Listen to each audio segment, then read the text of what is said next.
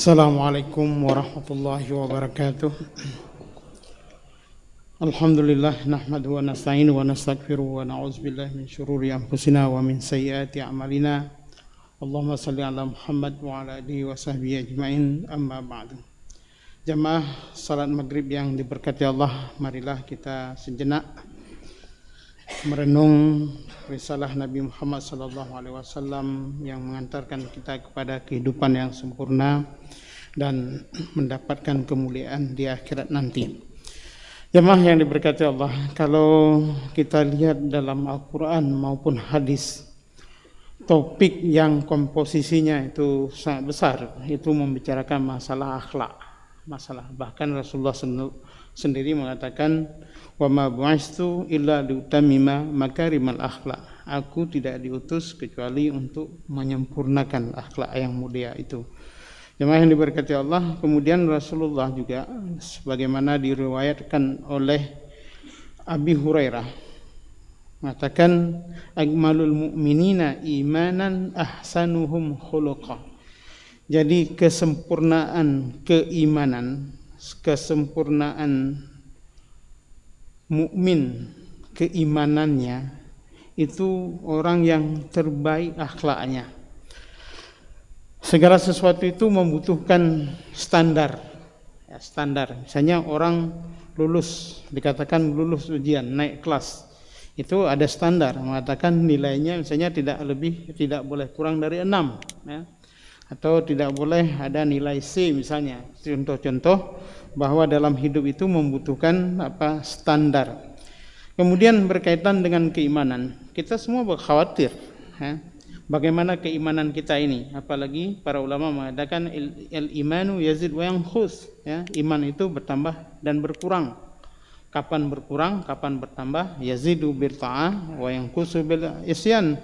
Bertambah dengan ketaatan, berkurang dengan kemaksiatan. Itu takrif para ulama. Dan ini hadis mengatakan akmalul mu'minina imanan ahsanuhum khuluqa. Standar orang yang sempurna keimanannya itu orang yang terbaik akhlaknya. Jadi kalau mau lihat kita ini, istilahnya saya ini termasuk orang yang beriman yang sempurna, yang baik, yang mendekati kepada kesempurnaan. Ya, kita bisa melihat dari akhlak kita, perilaku kita. Ya. Akhlak sesuatu perbuatan, ya seperti yang ditaarifkan oleh Ibnu Maskaweh, suatu perbuatan yang dilakukan itu tanpa harus berpikir, itu yang dimaksud dengan akhlak. Maka akhlak ada yang baik, akhlak ada yang buruk. Kalau ketika kita melakukan suatu perbuatan, misalnya ada orang jatuh di jalan, orang membutuh bantuan, tidak berpikir lagi, langsung memberi bantuan, artinya itu akhlaknya sudah jadi. Ya, sudah menjadi, kalau dalam tradisi referensi barat itu menyebutkan orang yang sudah berkarakter. Bukan sekedar habit lagi, bukan sekedar behavior, dia sudah berkarakter, memang sudah jadi. Dan untuk sampai ke tahap itu proses yang namanya latihan. Jemaah yang diberkati Allah, anak-anak yang lahir kemudian besar, ya, dia tidak datang dengan satu program yang sudah ada di dalam tubuhnya. Itu ada potensi, peran kita itu menambah, ya, lingkungan orang tua, dunia pendidikan dan sebagainya yang menciptakan anak ini menjadi dia berakhlak mulia atau tidak mulia, ya, itu potensi sudah ada. Fa'alhamaha fujuraha wa taqwa. Jemaah yang diberkati Allah, ketika Rasulullah mengatakan akmalul mu'minina imanan, ya, ahsanuhum khuluqa, artinya kita ini dalam hidup macam-macam tingkat keimanan kita. Kita menyebutkan dia, saya orang mukmin. Berapa nilai keimanan Anda sebagai mukmin itu masuk trust paling tinggi, menengah, sedang atau paling bawah? Siapa bisa menentukan? Kita sendiri. Bagaimana kita bermuamalah dengan orang lain, ya? Bermuamalah dengan orang lain. Kalau dia mengaku iman, keibadahnya itu luar biasa misalnya, Tapi ketika berhubungan orang lain merasa sakit terus. Orang lain merasa tidak nyaman berhubungan dengan dia, tidak enak bertetangga dengan dia. Maka orang ini, ya, keimanannya itu menjadi soal. Ya, di level berapakah dia berdasarkan hadis ini? Maka kalau orang yang soleh, orang yang baik, orang yang bertakwa, kita berurusan dengan orang itu nikmat. Berurusan dengan orang itu enak, ya, nyaman, ya. Jamaah yang diberkati Allah. Kemudian dalam Al-Qur'an juga disebutkan, ya, dalam surah Al-Mudatsir, wa yazdadal ladzina amanu imanan, ya. Orang-orang dan bertambahlah orang-orang yang beriman itu keimanan mereka.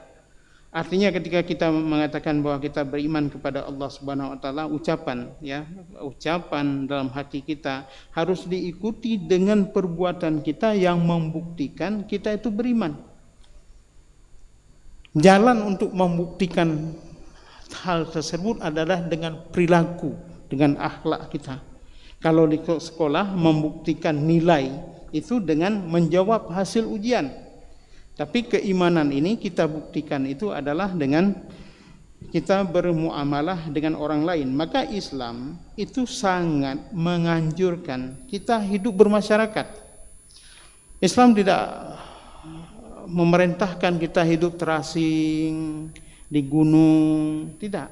Disuruh kita bermuamalah, disuruh kita, bahkan dalam satu hadis dikatakan bahwa hidup di tengah-tengah masyarakat dan sabar terhadap hal-hal yang ditimbulkan oleh masyarakat, sakit, menyakitkan kita, itu lebih baik, ya, daripada kita tahanus, ya. Bahkan dalam sejarah Nabi sendiri, Nabi kan pergi tahanus ke Gua Hira itu kan sekali saja. Jadi setelah mendapatkan risalah tidak balik lagi. Ini menunjukkan bahwa kita diperintahkan dalam Islam untuk selalu hidup bermasyarakat. Dan ketika hidup bermasyarakat, berurusan dengan orang lain, keimanan kita itu teruji. Ya, keimanan kita itu teruji, naik tingkatnya. Kalau kita hidup dengan monyet misalnya di hutan, siapa yang akan membantu kita untuk meningkatkan kualitas keimanan itu? Tapi ketika kita berhubungan dengan masyarakat, gitu kan, ada sesuatu yang menyakitkan, kita sabar. Kenapa sabar? Karena perintah Allah. Ini menunjukkan imannya itu kuat, ya. Saya yakin tidak ada orang di dunia ini yang dia orang saleh itu diperlakukan baik terus. Saya belum pernah mendengar itu. Justru orang-orang yang baik ini, ya, mendapatkan cobaan yang besar. Kadang-kadang kita tidak bisa menerima itu. Orang sebaik itu kok diperlakukan seperti itu, nggak bisa menerima perasaan kita. Tapi inilah hidup, inilah ujian, inilah iman. Ya. Semakin baik Anda, ya, semakin baik kita ini, maka cobaan semakin besar, tantangan semakin besar. Kenapa? Allah itu sayang sama kita, mengangkat derajatnya. Bagaimana cara menangkatnya? Memberi kesempatan, membuka luang kepada orang lain itu untuk menyakiti kita dan sebagainya. Contoh yang paling sederhana yang terjadi di mana-mana kita dengar itu, selalu pengurus masjid ini paling sederhana, ya, imamkah apa, selalu salah, apa baik benar dibuat salah, ya salah apalagi gitu, ya, di mana-mana. Ya. Artinya apa? Ya kalau tidak sabar ya sudah, ya kujuk pulang, kauruh lero.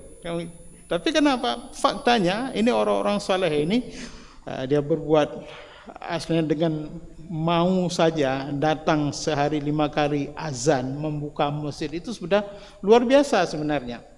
Kalau tidak ada dia itu nggak jalan. Jarang orang berpikir ke situ. Tapi ini salah, bacaannya tidak betul, inilah, itulah dan sebagainya. Sebenarnya kita orang-orang yang menghardik, mencaci orang-orang saleh seperti itu, kita sedang menambah nilai untuk orang tersebut. Maka ketika kita berada pada posisi semacam itu, maka bersabarlah, karena Allah sudah sedang menambah-nambah keimanan kita. Kemudian berakhlak ini, berakhlak dengan manusia itu sudah maklum, Ya, sudah kita mengerti baik. Kemudian berakhlak dengan Allah Subhanahu wa taala. Jemaah yang diberkati Allah, berakhlak dengan Allah Subhanahu wa taala baik bukan saja dalam beribadah, menyempurnakan hukum-hukumnya, syarat-syaratnya secara sempurna, tapi berakhlak dengan Allah Subhanahu wa taala ketika kita ditimpa musibah. Karena ada orang yang beriman itu hanya tipis saja, ya, sepintas saja seperti itu. Tapi orang-orang yang beriman kuat itu Allah akan mencoba. Bahkan Allah mengatakan, wa in asabathu fitnatun inqalaba ala wajhi khasirat dunya wal akhirah. Jadi orang-orang yang dia ketika ditimpa musibah berubah wajahnya, ya. Berubah wajahnya. Orang yang berubah wajah ini berubah perilakunya dalam merespon cobaan Allah. Orang ini adalah rugi dunia dan akhirat. Maka jemaah yang diberkati Allah, dulu para sahabat, orang salafus saleh, ketika hidup mereka itu tenang saja tanpa cobaan, mereka gelisah. Apa Allah enggak memberi saya untuk naik tingkat lagi, ya? Tapi kita kalau berhadapan dengan semacam itu bagaimana? Nah, jemaah yang diberkati Allah, ketika Allah memberi musibah kepada kita, Allah sedang mencoba kita atau ingin meningkatkan derajat keimanan kita dengan apa? Dengan akhlak kita kepada Allah Subhanahu wa taala. Musibah itu kita terima sebagai apa? Sebagai sesuatu yang menyakitkan, sesuatu yang merugikan dan sebagainya. Tapi kalau kita menerima musibah itu sesuatu keputusan dari Allah, itu Allah ingin menaikkan derajat kita, menambah nilai pada kita, sabar kita menghadapi. Inilah orang yang berakhlak dengan Allah Subhanahu wa taala. Memang di dunia kita tidak bisa melihat hasilnya, di akhirat baru kita bisa melihat hasil daripada berakhlak dengan Allah Subhanahu wa taala. Orang-orang kadang-kadang dalam kehidupan ini kita melihat orang semakin bandit semakin kaya, dia semakin hidupnya semakin gemoh lipoh loh jinawi, apa istilahnya itu, ya, semakin makmur dia. Tapi orang saleh kok susah sekali hidupnya. Inilah jemaah yang berkati Allah, orang yang diberi kelebihan itu mampu dia berakhlak dengan Allah SWT.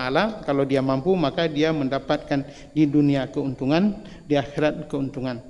Orang yang bersabar menghadapi keadaan tersebut, di dunia dia mungkin tidak begitu beruntung, tapi di akhirat itu surga berlapis-lapis. Barangkali orang itu akan mendapatkan bersama para nabi dan syuhada. Mudah-mudahan kita semua menyadari bahwa untuk meningkatkan kualitas atau nilai keimanan kita itu adalah dengan berakhlak baik pada manusia dan Allah Subhanahu wa taala. Assalamualaikum warahmatullahi wabarakatuh.